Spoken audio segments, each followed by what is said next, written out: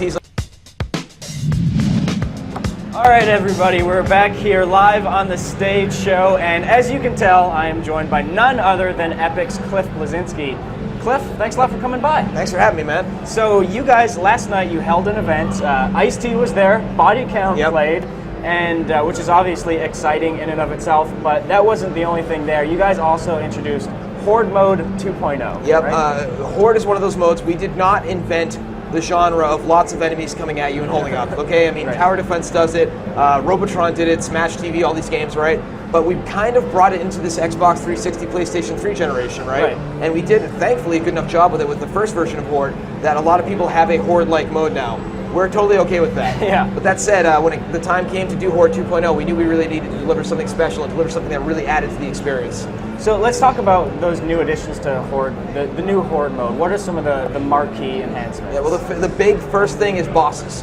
That was the number one thing that people wanted. They're like, we need to have bosses. Like, people wanted to fight a Brumac, right? So when you get to like wave 10, wave 20, wave 30, you have boss wave incoming, right? And then a Brumac spawns, you have two Berserkers running around or a Lambent Berserker, and it's madness. I assure you, it's completely crazy. It's tough, but you want a certain amount of challenge in your game, right? You want to feel special. You want that kind of, upward sine wave of difficulty. So it's tough, it's a little easy, and then it gets really hard. And so we found that that's really gratifying. And then we also have fortifications. So you actually first have to plant your flag and say where you're going to build your base. Then you can build barbed wire fences and laser fences. You can build turrets, you can build decoys, things like that.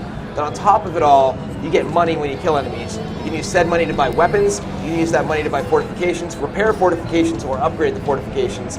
And then we also have bonus objectives. So get 6 headshots in one round, loot drop boxes, everybody gets boom shots. All right, let's talk about the map design in Horde mode. How do these maps compare to the ones that were featured in Gears of War 2? Well, one thing we actually do in the Gears of War franchise is we overlap maps.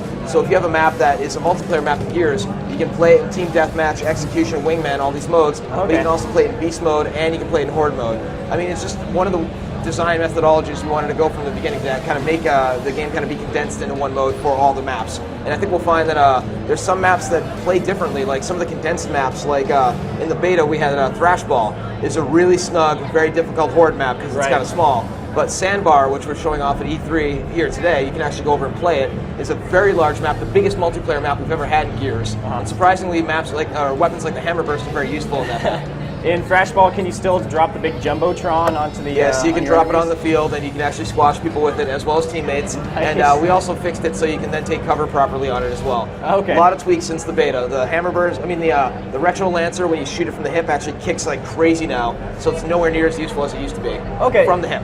Yeah, that's actually what I was going to ask you. What sort of like lessons you learned from the beta that you've applied to... Lesson 1, have dedicated servers.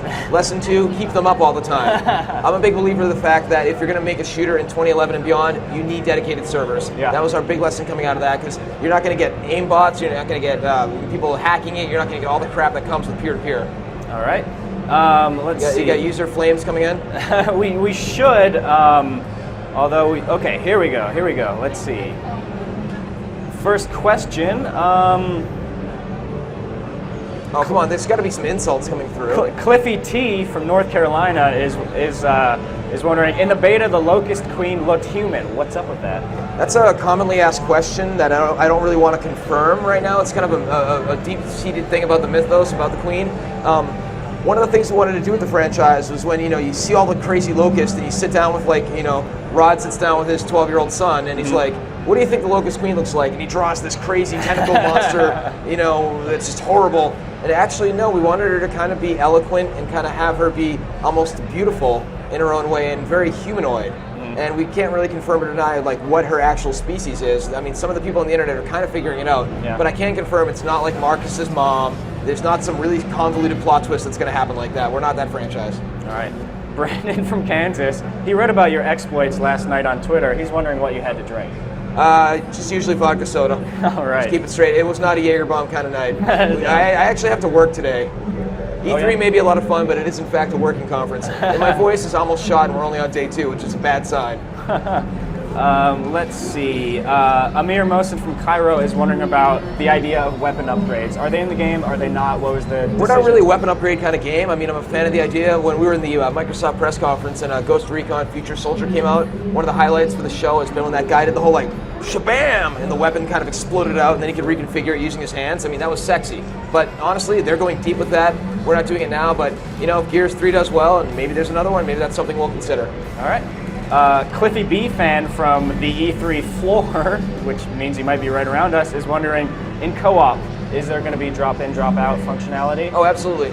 We've always had drop-in, drop-out functionality in co-op. I think most games have had that. I think it was like Doom that didn't have that. It's pretty much the standard at this point, Yeah, isn't and it? it's one of those things that we want players to play our campaign. I can tell you that this is the thickest, meatiest campaign we've ever shipped in Epic history.